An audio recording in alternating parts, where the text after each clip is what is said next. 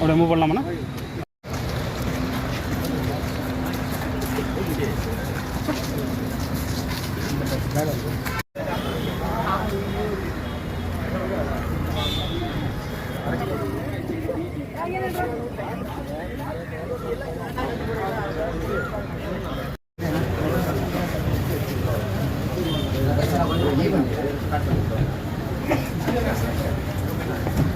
ஆனால் ஹீரோயின் அப்படியே அங்கே வந்துருக்குமா?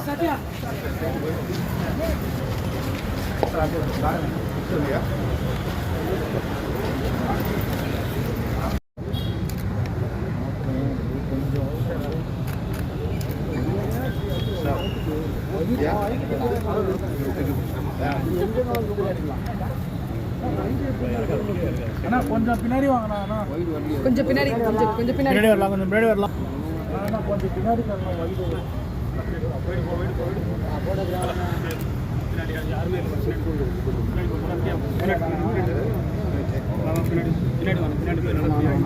கொஞ்சம் கொஞ்சம் நகர்ண்ணா. ஸ்டெடியம்ல ஃபோன் ஆமாண்ணா. கொஞ்சம் போனா வைடு எடுக்கணும்ண்ணா. எங்க போயிட்டு வருது சார் சண்டா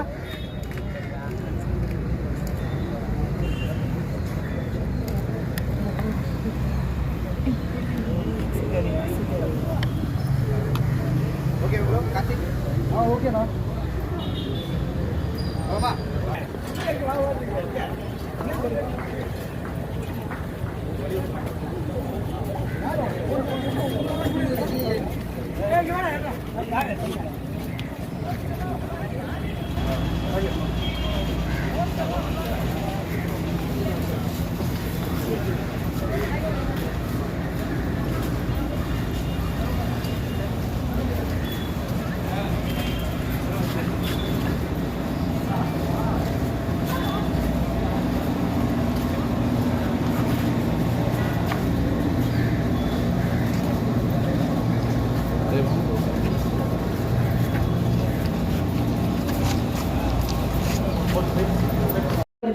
ஒவ்வொரு முறை நீங்க படத்தை சூஸ் பண்ணும்போது மக்களின் டூரிஸ்ட் வாங்கி பார்த்ததுக்கு அப்புறம் ஜென்சி டெர்மினாலஜில சொன்னா ஒரு பூக்கியாக எங்க கண்ணுக்கு தெரிஞ்சுங்க. ஆனா இதுல பார்க்கும்போது மீண்டும் ஒரு எக்ஸ்ட்ரீம்லி கன்வின்சிங் ஒரு பெர்ஃபார்மராக கண்ணுக்கு தெரியுறீங்க.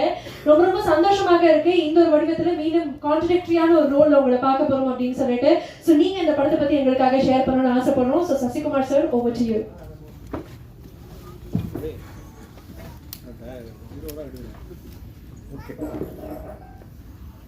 எல்லோருக்கும் வணக்கம். பத்திரிகை நண்பர்கள் அனைவருக்கும் என்னுடைய வணக்கம். வந்திருந்திருக்க எல்லாருக்கும் வணக்கம். ரொம்ப நன்றி சார். ஆர்கே சரோனி சாருக்கும் அம்மா கிருஷ்ணன் சிவா சாருக்கும் டீம் சார்பாக நன்றியை தெரிவிச்சுக்கிறேன். சிவா சார் ஒவ்வொரு தடவையும் நான் ஜெயிக்கணும்னு சொல்லிட்டு இருப்பார். ஸோ அவருக்கு என்னுடைய நன்றியை தெரிவிச்சுக்கிறேன். சரோனி சார், எங்களுக்கு ரொம்ப பிடிக்கும். ஒரு இன்டர்வியூ பார்த்துட்டு தான் உங்கள் படம் முதல் எங்களுக்கு ரொம்ப பிடிச்சது. உங்களை எப்போ பிடிச்சதுன்னா, உங்கள் இன்டர்வியூ ஒன்று பார்த்துட்டு உங்கள் வீட்டுக்கு நான் வந்தேன். உங்களுக்கு ஞாபகம் இருக்குமான்னு தெரில. உங்கள் வீட்டுக்கு வந்து உங்களை இது பண்ணேன். உங்கள் இன்டர்வியூவில் என்ன சொல்லியிருந்தீங்கன்னா, நீங்கள் ஃபஸ்ட்டு படம் எடுத்துகிட்டு சௌத்ரி சார் கூப்பிட்டு ஒரு செக்கு கொடுத்தாரு. ரெண்டாவது படம் எனக்கு பண்ணுங்க அப்படின்னு புலன் விசாரணைக்கு அப்புறம் பாத்ரூமில் போய் எவ்வளோ எடுப்பாங்கன்னு பார்த்தப்ப 5000 இருக்குன்னு நினச்சி பார்த்தீங்க.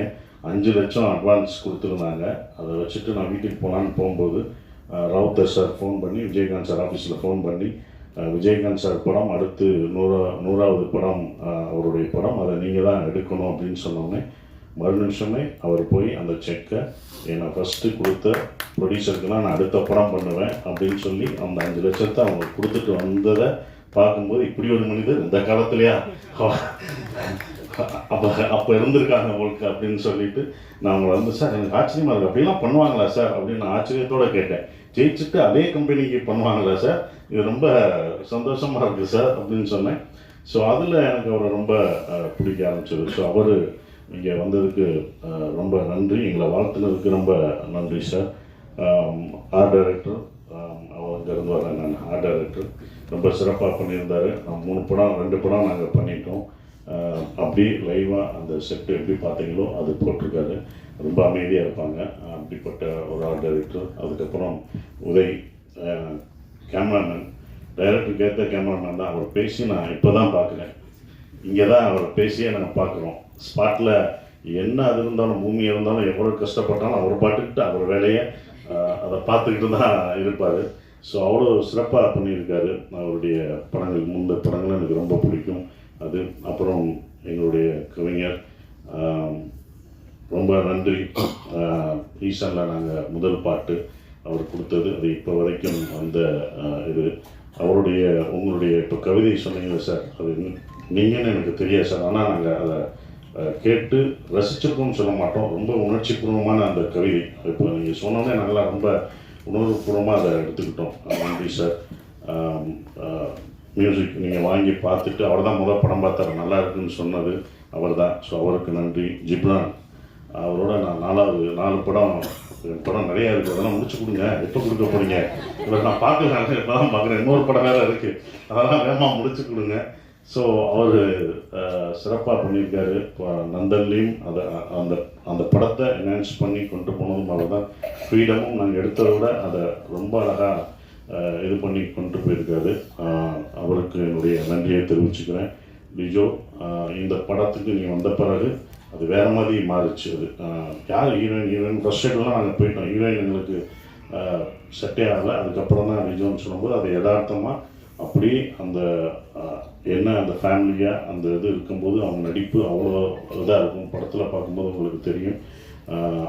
அவங்க சேரணும் அப்படின்றது எல்லா ஆடியன்ஸுக்கும் அவங்க 2 பேரும் சேர்ந்துடணும் அப்படின்றது வரணும். அதுக்கு முக்கியம் ஒரு சார் சொன்ன மாதிரி ஒரு பிடிச்ச முகம், எல்லாருமே பாவப்பட்ட ஒரு முகமாக இருக்கணும். அது கரெக்டாக ரிஜோவுக்கு செட் ஆச்சு. அது சேர்ந்துடணுன்றது உங்களுக்கு தேணும். சேர்ந்தாங்களா சேரலைன்றதான் சார் கதை, அது சொல்லக்கூடாது. அது நீங்கள் தேர்தல பாருங்கள், அது சொன்னாலும் அவர் இது பண்ணுவார். ஸோ அப்புறம் மணிகண்டன் மணி படத்தில் எனக்கு வந்து சாப்பாடெல்லாம் ஊட்டி விடுவான். ரொம்ப ரொம்ப நன்றி.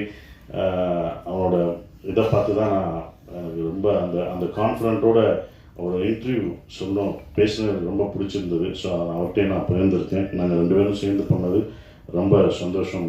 மணி அப்புறம் ஆண்டனி சொன்னார், கஷ்டத்தை வந்து சிரிச்சுக்கிட்டே சொல்லிட்டாரு. கஷ்டப்பட்டதெல்லாம் கோவத்தில் சொல்லாமல் சிரிச்சுட்டு அதை ஃபுல்லாக சொல்லிட்டாப்புல. நாங்கள் வேறு பக்கத்தில் நடந்து போனோம்னு சொன்னேன். அந்த ஒரு சீனுக்கு தான் அப்படி நடந்து போனோம். நீ வராத சீன்லாம் நானும் ஐயாவும் போட்டு தண்ணி வர்றதெல்லாம் நீ பார்க்கலையே. அதுக்கு மேலே இன்னும் நிறையா கஷ்டப்பட்டுருக்கோம். மு ராமசாமியையும் நாங்களும் அவ்வளோ இது பண்ணுவோம், கஷ்டப்படுவோம். நீங்கள் எப்படி இன்றைக்கி என்ன பண்ண போகிறாங்கன்னு பேசுவீங்கல்ல. நானும் ராமசாமி, மு ராமசாமி அவர் வந்து ஒரு ஈழத்தை நேசிக்கக்கூடிய ஒருத்தர். அவர் வரல, முனைவர் மு ராமசாமி அவர் சொல்லுவார், நம்ம எவ்வளோ கஷ்டப்பட்டு போகிறோமே, அவங்க எவ்வளோ கஷ்டப்பட்டுருப்பாங்க, அவங்க தப்பிக்கும்போது இன்னும் என்னென்னா அனுபவிச்சிருப்பாங்க, அவங்க இன்னும் கொஞ்சம் போகணும்னு நமக்கு அப்படி தான் நாங்கள் பேசுவோம். இதே இடத்துல சார் நமக்கு இப்போ மூச்சு வைக்கல, இப்போ எப்படி சார் இருக்கும் அப்படின்னு சொல்லும்போது அது இன்னும் எங்களுக்கு நல்லா பண்ணணும் அப்படின்னு தோணும். அந்த வழியெல்லாம் மறந்துடும் அவர் சொல்லும்போது. அவங்க பட்டதோட இதெல்லாம் ஒரு வழியா, ஏன்னா ஒரு ரியல் இன்சிடென்ட், அவங்க எப்படி தப்பிச்சிருப்பாங்க எப்படி போயிருப்பாங்கன்னு ஒன்று இருக்குது. அதை விட இது வழியாக எங்களுக்கு தெரியலை.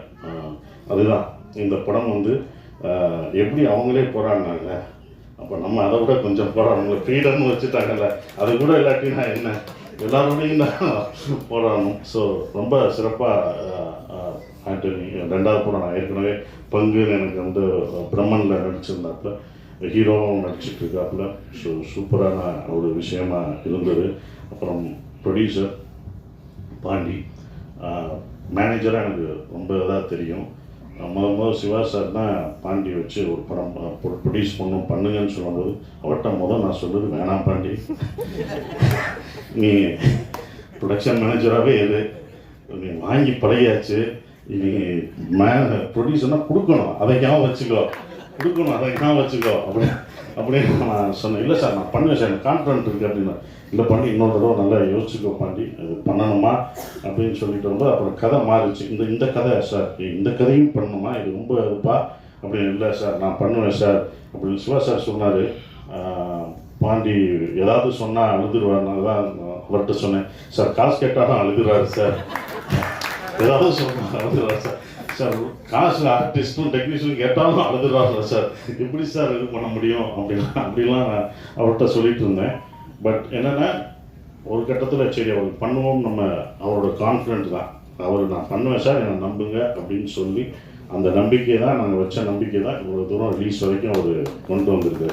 இன்னும் அடுத்த படங்கள் அவர் சிறப்பாக பண்ணணும், இன்னும் நிறைய படங்கள் பண்ணணும், எல்லாமே இருக்குன்னா. ஒரு படம் அப்படின்னும் போது எல்லாருக்கும் ஒரு மனஸ்தாபம் இருக்க தான் செய்யும், எல்லாருக்கும் அது இருக்க தான் செய்யும். ஒரு படமாக இருந்தால் ஒரு இயக்குனருக்குள்ள, ஒரு ப்ரொடியூசருக்குள்ள, ஆர்டிஸ்ட்டுக்குள்ள, டெக்னீஷியன்ஸ்குள்ள எல்லாமே ஒரு மனஸ்தாபங்கள் எங்கேயோ ஒரு இடத்துல இருக்கும். ஆனால் அது முடிஞ்சு அந்த நிறைவாக பார்க்கும்போது அதெல்லாம் பறந்து போயிடும், அந்த வெற்றியை அதை மாற்றிடும். எப்போதுமே அது இருக்கும், எந்த படமாக இருந்தாலும் அது இருக்க தான் இருக்கும். சின்ன சின்ன விஷயங்கள்லாம் இருக்க செய்யும். அதெல்லாம் கடந்து இந்த படம் வெற்றி வந்து அதை மறக்கடிக்கணும்னு நான் நினைக்கிறேன். ஃப்ரீடம் படத்தை பற்றி சொல்லணும்னா டூரிஸ்ட் ஃபேமிலி மாதிரி அப்படி நினச்சிடக்கூடாது. அதை நம்ம தெளிவுபடுத்திடணும். என்னடா காமெடி படம்னு சொன்னாங்க, ஏன்னா ஆடியன்ஸ் நம்ம தெளிவுபடுத்தணும் ஃபஸ்ட்டு. இது என்ன மாதிரி படம் எப்படி அப்படின்றது. ஏன்னா இது டூரிஸ்ட் ஃபேமிலி மாதிரி உங்களுக்கு வந்து காமெடியோ ஒரு காமெடி ஒரு எல்லாமே இருக்கக்கூடிய படமாக அது இருக்காது. இது வந்து ஜெயிலில் கஷ்டங்களை சொல்ல போகிற ஒரு படமாக தான் இருக்கும். அது தயார்படுத்தணும் ஆடியன்ஸுக்கு. நம்ம ஆடியன்ஸுக்கு வந்து என்ன சொல்லணும்னா, என்ன ஜானர்னே சொல்ல மாட்டேங்கிறோம். வந்து பாருங்கன்னு சொல்லிட்டு அவர் வேறு மாதிரி நினச்சி டூரிஸ்ட் ஃபேமிலி மாதிரி வச்சுட்டு இது டூரிஸ்ட் ஃபேமிலி மாதிரி இப்படி பண்ணி அப்படின்னு அவங்க சொல்லுவாங்க. அவங்க பக்கம் நியாயம், அது நம்ம தப்பு தான். ஏன்னா நம்ம என்ன படம் பண்ணுறோம், இது என்ன ஜானர் ஆஃப் மூவி எல்லாம் அவங்களுக்கு தெளிவுபடுத்தும் போது அவங்க பார்க்க வரும்போது அதை இது பண்ணுவாங்க. ஏன்னா இது வந்து ஜெயில் சார் சொன்ன ஜெயில் படங்கள், எஸ்கேப் டு விக்ட்ரி, இந்த மாதிரி தான் நம்ம இங்கிலீஷில் பார்த்துருப்போம், நிறையா படங்கள் பார்த்துருப்போம். ஆனால் அது உண்மை கதையை தான் அவங்களும் எடுத்திருப்பாங்க. கிரேட் எஸ்கேப் இதெல்லாம் வந்து உண்மை சம்பவத்தை தழுவி எடுத்திருப்பாங்க. இந்த படமும் உண்மை சம்பவத்தை தழுவி தான் எடுத்துருக்கோம். ஜெயிலுக்குள்ளே இருக்கும்போது காமெடி பண்ண முடியாது, டான்ஸ் ஆட முடியாது, அடிச்சிடுவாங்க. சும்மா இது பண்ணுறதுக்கே அடி வெளுக்கிறாங்க. அப்புறம் எப்படி ஜெயிலில் இருக்கும்போது கொடுக்க மாட்டாங்க. ஸோ அப்படி ஒன்று இது 1991 நடந்த ஒரு கதை. 95 வரைக்கும் இருக்குது. 95 ஜெயிலில் பிரேக் பண்ணி தப்பிக்கிறவங்களை பற்றி 1000 அகதிகளை சந்தேக கேஸில் உள்ளே பிடிச்சிட்டு போய் அவங்க எப்படி குடும்பத்தை இழந்து அவங்க ஃபேமிலியை சேர்ந்தாங்களா இல்லையா அப்படின்ற ஒரு விஷயத்தை சொல்லக்கூடிய ஒரு படமாக தான் இந்த ஃப்ரீடம் இருக்கும். அவங்களுக்கு எப்படி அந்த விடுதலை வெளியில் கிடைச்சதுன்றது நமக்கு அந்த இன்சிடென்ட் தெரியாது. அப்போ நடந்தபோது 1995 இப்படி ஒரு விஷயம் நடந்திருக்கு, இப்படி ஒரு ஜெயில் பிரேக்கும் வேலூரில் இப்படி சிறையிலிருந்து தப்பிக்க ட்ரை தப்பிச்சிருக்காங்கன்ற ஒரு விஷயத்தை வந்து நமக்கு தெரியாத ஒன்று. அது வந்து ஏன்னா இப்போ இவ்வளோ மீடியா இல்லை, ஒரு பேப்பர் செய்திகளாக தான் அது இருக்குது, பேப்பர் செய்திகளாக இருக்குது. அது இதாக இந்த படத்தில் நாங்கள் சொல்லியிருக்கோம். அந்த வழிகளையும் வேதனையும் இந்த படங்கள் அப்படியே சொல்லும், யதார்த்தமாக சொல்லும். படம் பண்ணும்போது இப்படி ஒரு படத்தை பாண்டி எடுத்ததுக்கு நன்றியை தெரிவிச்சுக்கேன். ஏன்னா ப்ரொடியூசர் தான் இதுக்கு அக்செப்ட் பண்ண. நான் திருப்பி கேட்டேன், ஏன்னா இப்படி ஒரு படம் நான் சந்தோஷமாக இருக்கேன் சார். இப்போ கூட படம் பார்த்துட்டு நல்லா இருக்குன்னு சொல்லியிருக்காரு. அதுக்கு ரொம்ப நன்றி. ஏன்னா ப்ரொடியூசருக்கு தான் அது பிடிக்கணும். அப்புறம் டைரக்டர் ஏற்கனவே ஒரு படம் பண்ணிவிட்டேன், அவரோட ஒர்க் எனக்கு ரொம்ப பிடிக்கும். தோல்வியெல்லாம் கிடையாது, தோல்வியோ வெற்றியோ கிடையாது.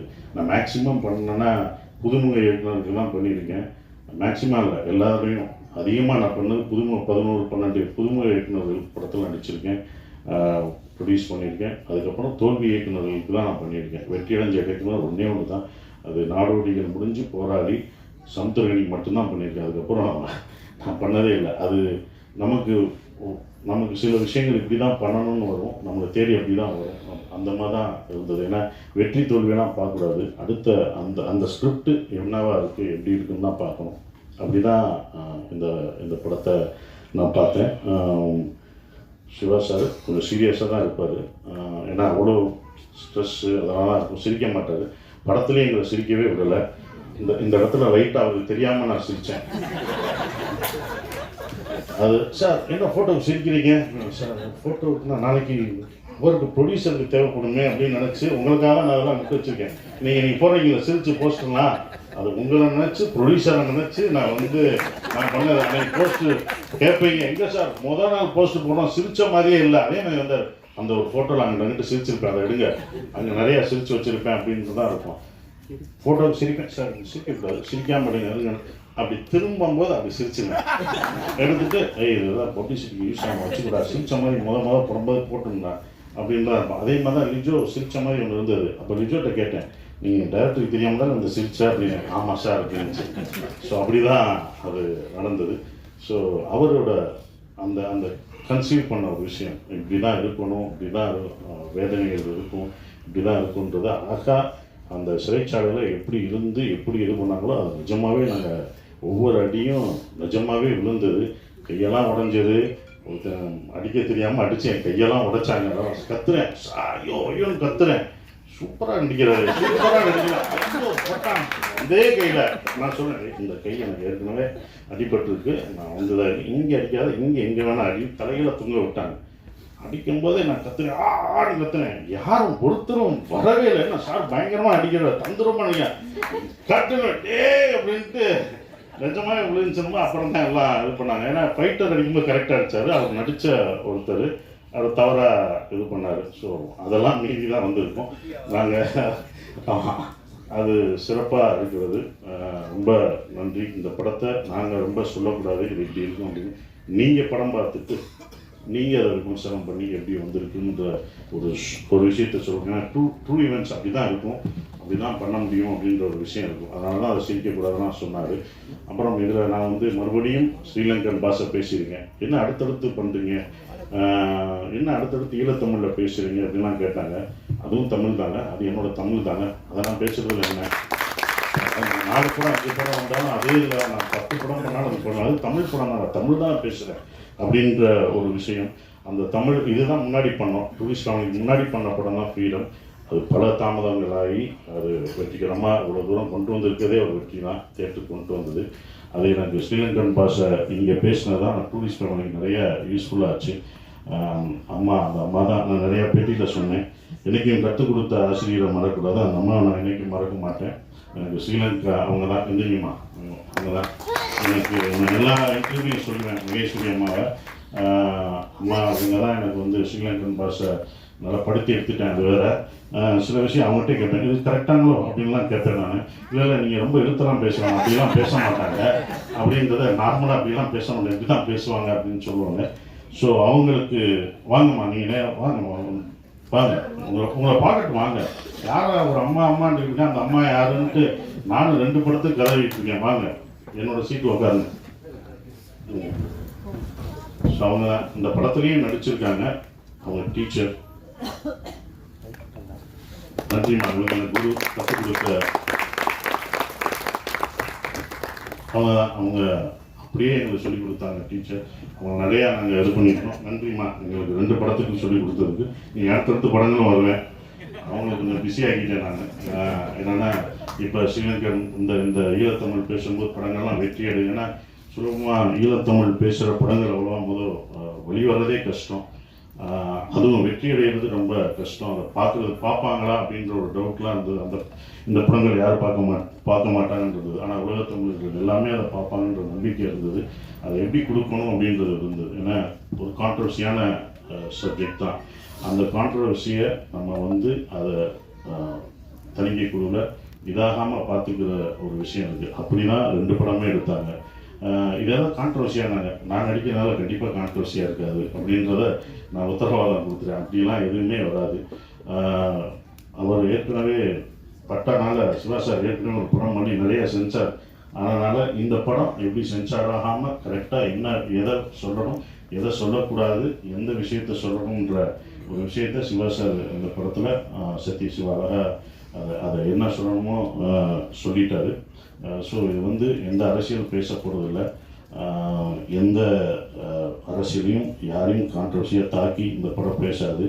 ஆனால் மனிதர்கள் ஒரு இனத்தோட வலியையும் வேதனையும் சொல்லப்போகுது. அதுதான் இந்த படம். அவங்களுடைய வலி வேதனை, அவங்க எப்படி அதில் வெளியே வர்றாங்க, அவங்களுக்கு அந்த சுதந்திரம் கிடைச்சதா அப்படின்ற ஒரு விஷயம். சுதந்திரம்ன்றது சொந்த மண்ணில் சொந்த நாட்டில் சொந்த மக்களோட வாழ்கிறது தான் சுதந்திரம். அந்த சுதந்திரம் இல்லாமல் வெளியூர்களையும் வெளிநாடுகளையும் வாழ்கிற அவங்களுக்கு இந்த படத்தை நாங்கள் சமர்ப்பிக்கிறோம். இந்த ஃப்ரீடம் அவங்களுக்கு அந்த சுதந்திரம் கிடைக்கட்டும், அந்த ஃப்ரீடம் கிடைக்கட்டும் கேட்டு நாங்கள் நன்றியை தெரிவிச்சுக்கிறோம். நன்றி, வணக்கம். Thank you so much, Sasi sir. Thank you very, very much. Press and media.